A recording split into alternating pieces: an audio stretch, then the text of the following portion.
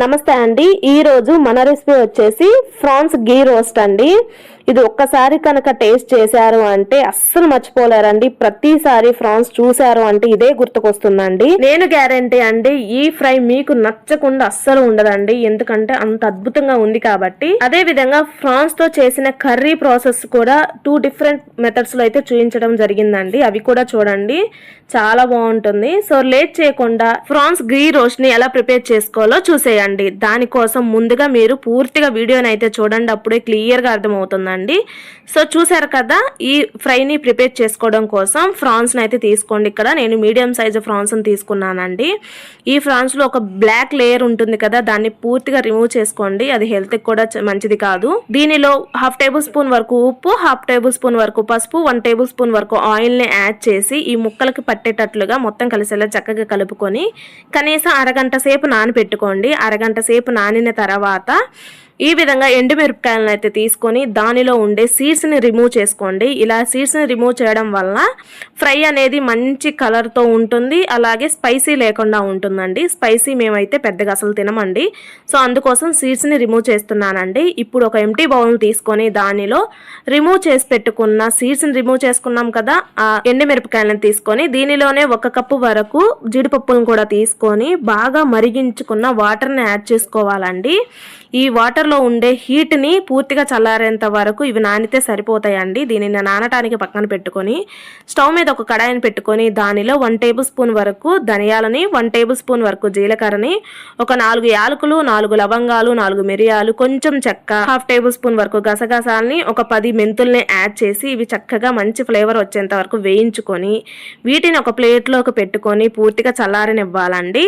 So ఇవి పూర్తిగా చల్లారే లోపు స్టవ్ మీద ఒక కడాయిని పెట్టుకొని దానిలో ఒక 4-5 టేబుల్ స్పూన్ వరకు నెయ్యిని యాడ్ చేసుకోండి. నెయ్యి ఎంత ఎక్కువ యాడ్ చేసుకుంటే అంత బాగుంటుందండి. నెయ్యిలో మనం మ్యారినేట్ చేసి పెట్టుకున్న ఫ్రాన్స్ తీసుకొని చక్కగా వేయించుకోవాలండి. వీడియోలో చూపిస్తున్న విధంగా ఒక 5 మినిట్స్ పాటు లో టు మీడియం ఫ్లేమ్ లో చక్కగా వేయించుకోవాలి. ఫ్రాన్స్ లో నుండే వాటర్ రిలీజ్ అవుతుంది కదా, ఆ వాటర్ తోనే ఫ్రాన్స్ అనేది ఆల్మోస్ట్ కుక్ అవుతుందండి. సో ఈ వాటర్ మొత్తం ఇంకిపోవాలి కదా, ఇది కుక్ అవుతూ ఉండంగా మరో పక్కన ఒక మిక్సీ జార్ని తీసుకొని చక్కగా మ్యారినేట్ చేసి పెట్టుకున్న ఎండుమిరపకాయని, జీడిపప్పులను తీసుకొని దానిలో కొంచెం చింతపండుని, కొంచెం బెల్లం, అదే విధంగా చక్కగా వేయించుకుని దినుసులను యాడ్ చేసి పలుకులు అనేవి లేకుండా చాలా స్మూత్ గా గ్రైండ్ చేసి పెట్టుకోవాలండి. చూసారు కదా, ఈ విధంగా గ్రైండ్ చేసుకున్న ఈ మసాలా పేస్ట్ ని పక్కన పెట్టుకుందాం. మనం మరో పక్కన నెయ్యిలో వేయించుకుంటున్నాం కదా ఫ్రాన్స్ ని, అవి చక్కగా వేగిపోయాయండి. చూడండి, చూసారు కదా, వీటిని తీసుకొని ఫ్రాన్స్ ని తీసుకొని ఒక ప్లేట్ లో యాడ్ చేసుకొని అదే కడాయిలో అదే నెయ్యిలో మరో 2 టేబుల్ స్పూన్ వరకు నెయ్యిని యాడ్ చేసుకొని దీనిలో మనం ముందుగా గ్రైండ్ చేసి పెట్టుకున్న మసాలా పేస్ట్ ని అయితే యాడ్ చేసుకోవాలండి. ఈ విధంగా మసాలా పేస్ట్ ని యాడ్ చేసి మొత్తం కలిసేలా కలుపుకొని లో ఫ్లేమ్ లో ఇది పచ్చి వాసన పోయేంత వరకు చక్కగా వేయించుకోవాలండి మసాలా పేస్ట్ అనేది.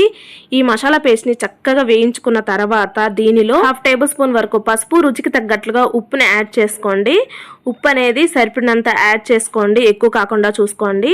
వీడియోలో చూపిస్తున్న విధంగా ఈ మసాలా పేస్ట్ అనేది ఈ విధంగా ఫ్రై అవ్వాలండి. ఎంత ఎక్కువ సేపు ఫ్రై అయితే మసాలా పేస్ట్, ఈ ఫ్రై టేస్ట్ అనేది అంత బాగుంటుందండి. ఈ విధంగా వీడియోలో కనిపిస్తున్న విధంగా ఫ్రై అయిన తర్వాత దీనిలో జస్ట్ గ్రేవీ కన్సిస్టెన్సీ కోసం మాత్రమే, మాయిశ్చరైజర్ గా ఉండటం కోసం మాత్రమే 1/2 గ్లాస్ వరకు వాటర్ ని యాడ్ చేసి మొత్తం కలిసేలా కలుపుకొని ఇప్పుడు మనం ముందుగా వేయించి పెట్టుకున్నాం కదా నెయ్యిలో, ఆ ఫ్రాన్స్ ని తీసుకొని మొత్తం కలిసేలా కలుపుకొని చక్కగా వేయించుకోవాలండి. మంచిగా పర్ఫెక్ట్ గా ఫ్రై కన్సిస్టెన్సీ అనేది తెలుసు కదా, అంతటి వరకు లో ఫ్లేమ్ లో మధ్య మధ్యలో కలుపుకుంటూ మాడిపోకుండా చక్కగా వేయించుకోవాలండి. చూసారు కదా, ఎంత కలర్ఫుల్ గా ఉంది కదా, చాలా బ్యూటిఫుల్ గా ఉంది కదా. సో స్పైసీ అస్సలు ఉండదండి, చాలా బాగుంటుంది. చివరిగా ఇలా సన్నగా చాప్ చేసి పెట్టుకున్న కొత్తిమీర, 1 టేబుల్ స్పూన్ వరకు గరం మసాలాని యాడ్ చేసి మొత్తం కలిసేలా చక్కగా కలుపుకోండి. చూడండి, ఫ్రై కన్సిస్టెన్సీ అనేది ఆల్మోస్ట్ వచ్చేసింది కదా. మీకు ఇష్టం అండి, మీకు కన్సిస్టెన్సీ సరిపోతుంది అని అనుకుంటే కాఫ్ చేసుకోండి, ఇంకా కావాలి అని అనుకుంటే ఫ్రై చేసుకోండి.